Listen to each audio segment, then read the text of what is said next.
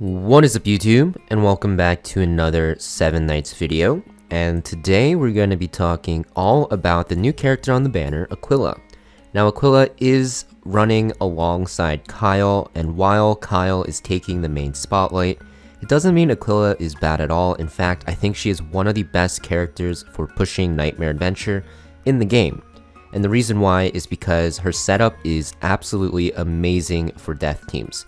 Not only does she have this death in her Shroud of Darkness skill 2, but she also gives your entire team Link, which is great for making them super tanky. I actually did showcase her in a short death team video, which I will showcase once again more in depth for my Nightmare pushing team on my channel, but she is absolutely crazy because she allows you to start this timer to kill the enemies instantly with death, and also allows you to survive long enough to reach that timer. On top of that, her passive is extremely powerful. This effect resist reduction that she inflicts makes it so that you don't need to run as much effect hit rate on your characters, which means that you can actually stack a lot more HP and defense, and this makes it so that you are way more tankier on top of having the Link already. So extremely good, and to make things even better, her AoE attack on her skill 1 is very unique in the fact that it will reduce the target's death turn by 1 turn. This means that you can actually kill the enemies even quicker with the death team, and it actually allows you to start 3-starring Nightmare stages very consistently with the death team setup, whereas before it was a lot more reliant on RNG, on how quickly your death applied. Very powerful character.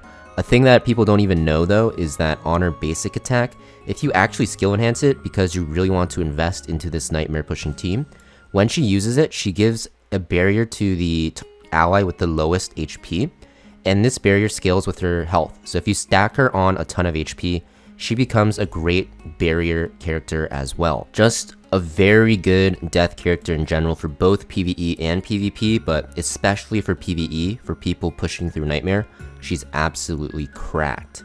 Now, in terms of what you want to build on her, it's pretty simple. So there's 2 sets you want to go. You either want to go Spellweaver set, which will give you effect hit rate and allow you to land your debuffs, and also your death turn reduction more easily. Or you want to go block set on pretty much the same setup to be more tanky. You want to aim for about like 50-60% effect hit rate. You don't need as much. Monsters in Nightmare will have 40% effect resist, but the thing is, you'll fight against Lena's, which will buff the enemy team's effect resistance. If you look at Lena's passive here, if I can actually find her, you'll fight against a lot of Lena's that have this passive boost. You'll also fight against some fodders that can reduce your effect accuracy. I don't know if I have one on hand. This one you'll fight Jumon. I actually found her. She actually has this AoE effect hit rate reduction, which is super annoying. And this will actually scale up in the harder stages of Nightmare, which makes it very strong. So having a decent amount of effect hit rate eventually is going to be pretty important when you are pushing. But of course that requirement gets reduced by this passive, which means that if you have just 50-60%, which is basically just either one main stat weapon with decent substats, or 0 if you're on Spellweaver with decent substats, you will be good to go. So it makes her allowed to be built on such a tanky build. And if you do that, you're going to want 2 HP% weapons if you have the basic attack skill enhanced. If you don't, it doesn't matter too much because you're not really using her for her damage. It's mostly to apply death and reduce death timers, but still a bonus in case that you have to hit stuff. You'll also see that her passive heals her based off her max HP, so it's not a bad investment. But like I'm saying, basically you want Spellweaver or block set on her. For the armors, go for block rate. It makes it so that she's a lot more tankier. You can also go damage taken reduction if you want.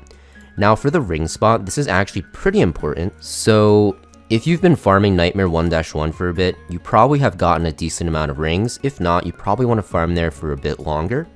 But if you do happen to get your hands on a death ring, you 100% want her on it, and also the units around her that you're using on the death team. So very good on her. If you don't have this ring, you can run any defensive ring, with like a block rate ring being the best, but HP%, defense% all work as well. You can even go effect hit rate if you want that extra effect hit rate because you are struggling to meet the effect hit rate requirements. So that's basically how you want to equip her with gear. In terms of her skill investment and her transcendence, you don't need anything at all. Now you do get extra hit chance and chance of it landing from your skill enhances, and also even a better link, but the thing is, it is not really required at all.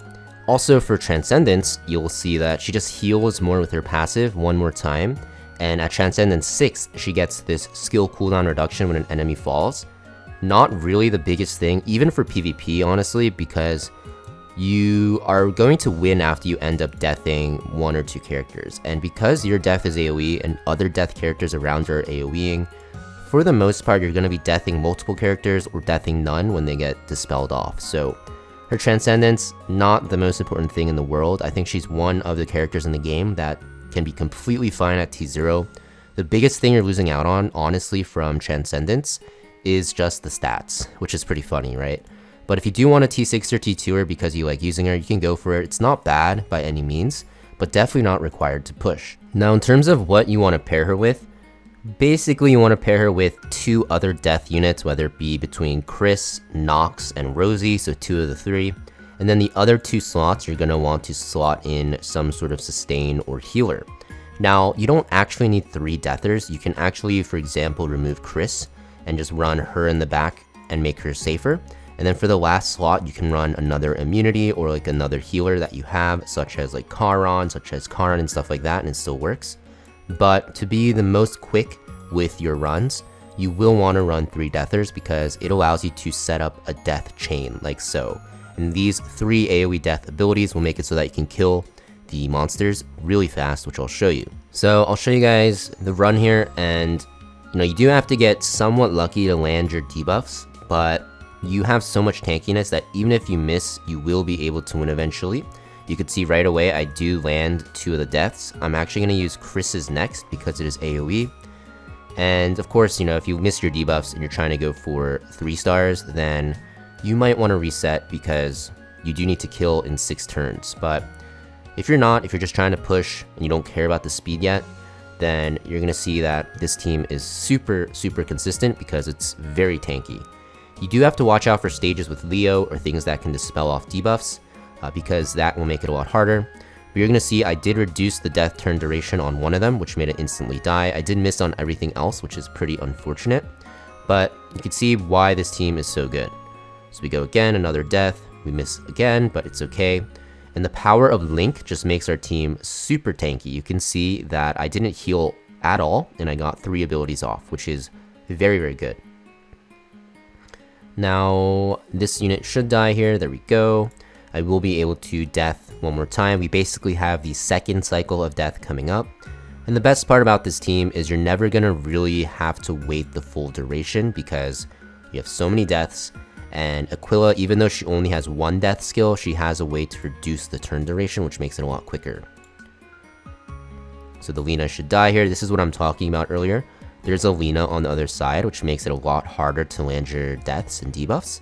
You can see that this team is extremely safe, and even though we're getting unlucky and not landing the debuffs to kill, we still are able to clear it very easily, not using a single healing ability. But yeah, that is pretty much Aquila, guys. Let me know in the comments down below what you guys think of the character so far. I've been having a lot of fun using her. And also, let me know in the comments which character you want to see next. Thank you for watching. Make sure you guys hit that like and subscribe, and I will see you guys next video.